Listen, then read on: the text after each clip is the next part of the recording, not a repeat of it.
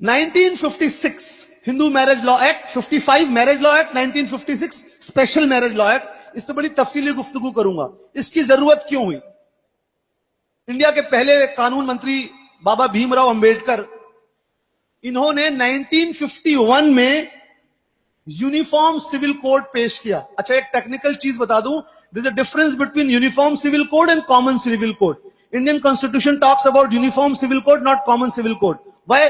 Common civil code means same law for everyone, whereas uniform civil code means same law for the same category of people, uniform law for the uniform grade of people. So Indian constitution talks about uniform civil code, not common civil code. ये एक कानूनी नुक्ते नजर था, हम आते हैं uniform civil code के ऊपर।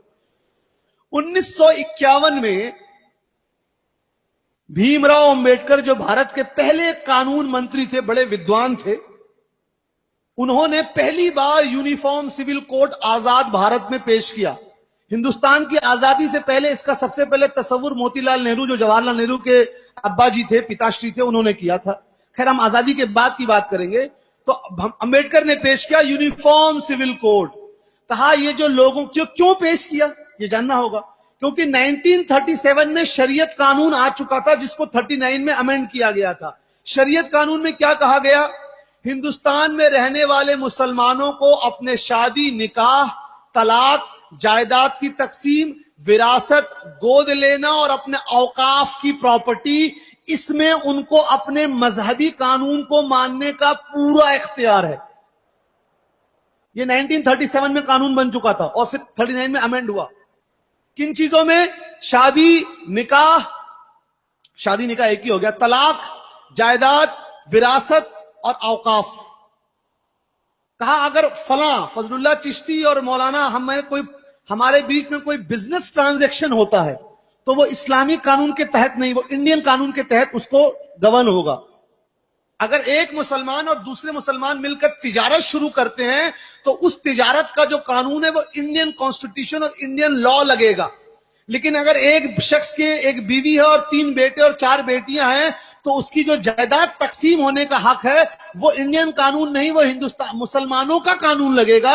ऐसा खुद कानून कहता है। समझ गए ना? अब हिंदू धर्म में बाप की प्रॉपर्टी में बेटी को कोई हक नहीं है। तो अंबेडकर जी ने कहा नहीं भी। अच्छा, यहां पर बता दूं, वक्त है, बता दे रहा हूं बहुत जल्दी। जैसे हमारे यहां 4 स्कूल ऑफ थॉट हैं, हनफी, शाफी, मालिकी, हम्बली।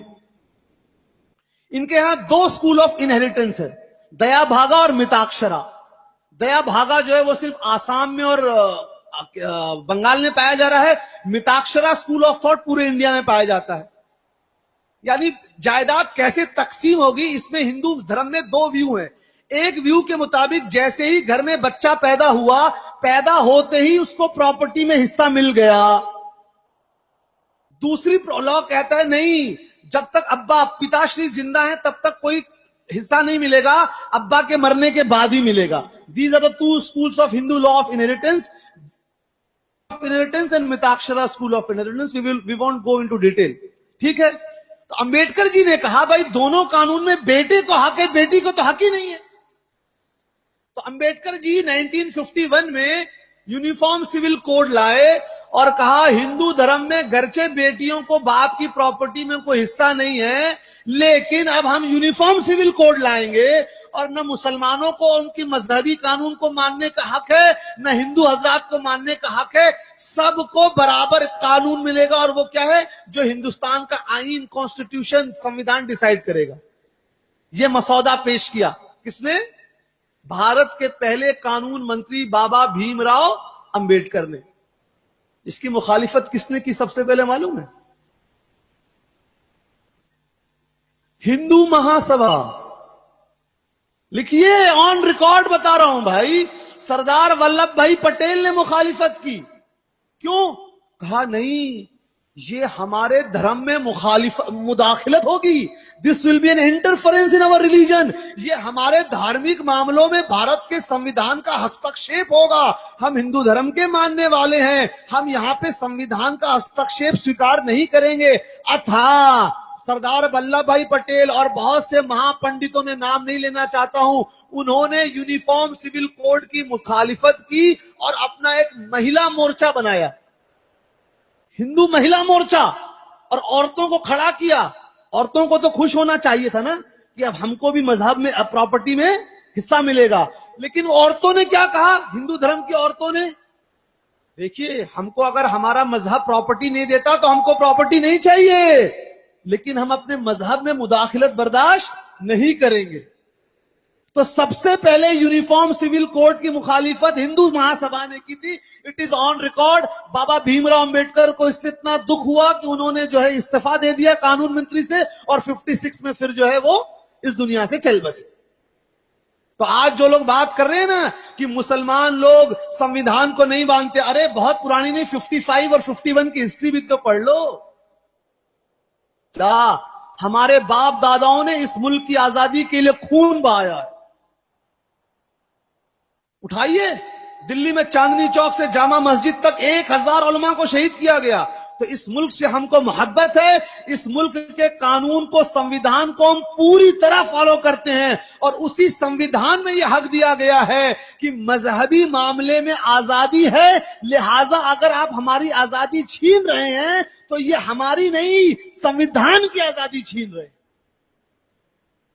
बहुत अच्छी बात। अब दूसरी बात, ये पर्सनल लॉ सिर्फ मुसलमानों को नहीं मिला है, ये भी बहुत बड़ी गलतफहमी है। ये हिंदू हजरात को भी मिला है और ईसाई हजरात को भी मिला है। ये सिर्फ मुसलमानों को नहीं, हिंदू हजरात को भी मिला है। अब मजे की बात सुनिए, बराबरी का हक। लॉ स्टूडेंट होते तो बहुत मजा आता मुझे बात करने में। अभी अलीगढ़ मुस्लिम यूनिवर्सिटी में 5 दिन पहले लेक्चर था लॉ फैकल्टी में, बच्चों ने, लॉ के स्टूडेंट्स ने कराया था। बहुत अच्छा मतलब खिताब रहा, क्योंकि वहां बड़ा मजा आया सवाल जवाब के सेशन में। भाई बराबरी की बात हो रही है ना, आइए अब बात करें। 1950 का प्रेसिडेंशियल ऑर्डर क्या कहता है? कहता है हिंदुस्तान में जो पिछड़े लोग हैं, वो पिछड़े लोगों को रिजर्वेशन दिया जाएगा, सीट आरक्षित की जाएगी हरिजन हजरात को, शेड्यूल कास्ट को। और आगे क्लॉज क्या लगाया गया, ये पिछड़े लोग सिर्फ हिंदू धर्म से इनका ताल्लुक होगा, ईसाई धर्म के पिछड़े लोगों को और मुसलमान धर्म के पिछड़े लोगों को कोई रिजर्वेशन नहीं मिलेगा। अब आर्टिकल 14 का क्या हुआ? जहां सबको बराबरी का हक हो रहा था, जब रिजर्वेशन देने की बात आई तो आप 1950 में प्रेसिडेंशियल ऑर्डर लाते हैं और कहते हैं पिछड़े मुसलमानों को नहीं मिलेगा रिजर्वेशन। ये तो पूरा पूरा मजहब के बिना पे रिजर्वेशन है, और आप इक्वलिटी की बात कर रहे हैं। 1950 का presidential order is fully based on religion, and then you are talking about equality based on nationality. Then why are you bringing this law based on religion? 1950 को याद रखिए। उसके आगे आइए, 1955 हिंदू मैरिज लॉ एक्ट क्या कहता है मालूम है? एक हिंदू लड़का और एक हिंदू लड़की में शादी तभी हो सकती है जब बाप की तरफ से 7 गोत्रों में और माता श्री की तरफ से 5 गोत्रों में कोई रिश्तेदारी ना हो। ये सबको मालूम होगा, मालूम है आपको। लेकिन आगे एक क्लॉज लगाया, however in those areas where it is acceptable it can be carried out। जिन इलाकों में यह होता है वहां यह कानून नहीं लगेगा, वहां के लोग कर सकते हैं। यानी आप समझ रहे हैं क्यों लगाया गया यह क्लॉज? क्योंकि हिंदुस्तान के साउथ इंडिया के 4 स्टेट, केरला, तमिलनाडु और कर्नाटक, आप यहां राजस्थान में हिंदू धर्म में कोई लड़का अपनी चचेरी बहन या ममेरी बहन या फुफेरी बहन से शादी कर सकता है? नहीं कर सकता। हम पूरी तरह कबूल करते हैं, क्यों? ये उनके धर्म का कानून है, हम उनके धर्म के कानून की इज्जत करते हैं। ये उनका मामला है, हमको बोलने का कोई हक नहीं। लेकिन साउथ इंडिया में ये 4 स्टेट में हिंदू धर्म के लोग अपनी चचेरी बहन, ममेरी बहन और फुफेरी बहन से शादी कर सकते हैं। साहब आप अपने मजहब का अभी तक तो एक कानून बना नहीं पाए, अपने मजहब का। नॉर्थ इंडिया के हिंदू हजरात चचेरी, ममेरी, फुफेरी बहन से शादी कर सकते नहीं कर सकते, साउथ इंडिया में कर सकते हैं। आप अपने मजहब का एक कानून बना नहीं पाए हैं और चले पूरे मुल्क के लिए एक कानून बनाने। और सुनिए, उसी 1955 मैरिज लॉ एक्ट में है, अंकल कांट मैरी नीस, से शादी नहीं कर सकता। ठीक है, हम मानते हैं, फिर आगे क्लॉज लगा दिया, however in those areas where this custom is prevalent it can be done. लेकिन कुछ इलाके जहां पर यह प्रथा, कस्टम, जहां पर यह प्रथा चल रही है वहां पर हो सकता है। ये क्यों लगाया? क्योंकि नॉर्थ इंडिया में मामा और भांजी की शादी नहीं हो सकती। सब लोग पढ़े लिखे, अभी गूगलिंग कर लीजिए, आंध्र प्रदेश में, केरला में, तमिलनाडु में, कर्नाटक में मामा और भांजी की शादी होती है हिंदू धर्म में। इनफैक्ट मामा का पहला हक होता है भांजी पर, मामा ना बोलेगा तभी वो किसी और से कर सकती है। अभी चेक करें भाई, अगर आपके पास है तो अभी चेक कर लें। मैं डंके की चोट पे बोलने वाला आदमी हूं। क्या है साहब, आप अपने मजहब का अभी तक एक कानून नहीं बना पाए हैं। साउथ इंडिया के लिए अलग कानून, नॉर्थ इंडिया के लिए अलग कानून, और दिल में ख्याल क्या आया, चलो सारे मजहब के लिए एक कानून बना दे। अरे पहले अपने मजहब का तो एक कानून बना लो। तीसरी मिसाल सुनिए, बाइगमी इज पनिशेबल। मालूम है हिंदू मजहब में कोई शख्स दो शादी नहीं कर सकता। कंडीशन है, अगर बीवी मां नहीं बन सकती, कुछ ऐसी बीमारी हो गई, वो एक्सेप्शनल और स्पेशल केसेस है। इन जनरल हिंदू धर्म में कोई भी पुरुष दो शादी, मालूम है ना, अब मैं नाम लेना नहीं चाहता लेकिन लेना पड़ रहा है, ले लेता हूं, मैं मुनासिब नहीं समझता लेकिन इशारा करूंगा। धर्मेंद्र ने शादी की दो, हेमा मालिनी ने मुसलमान बन के शादी की, आज बीजेपी की एमपी है कि नहीं है ना? रामविलास पासवान बीजेपी के एमपी हैं, दो शादी की है।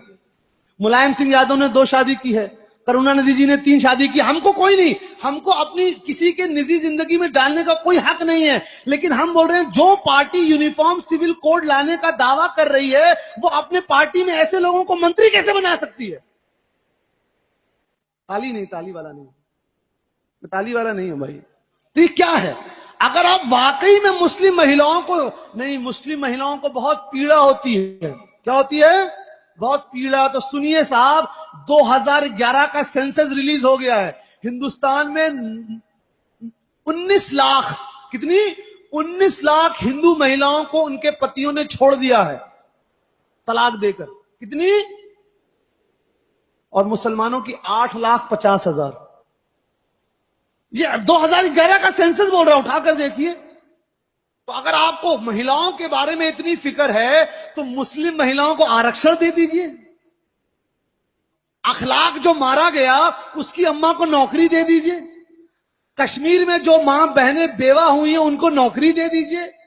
पिछड़े वर्ग के मुसलमानों को, औरतों को नौकरी दे दीजिए, अगर वाकई औरतों से हमदर्दी है। लेकिन अगर सियासत करना है तो मैं सियासत वाला आदमी नहीं हूं, उसके लिए दूसरे हजरात मौजूद है। मैं सियासत से बहुत दूर रहता हूं। मैं मजहबी बात करता हूं, मैं समाजी बात करता हूं और आंकड़े वाली बात करता हूं, स्टैटिस्टिकल बात जिसको ठुकराया नहीं जा सकता।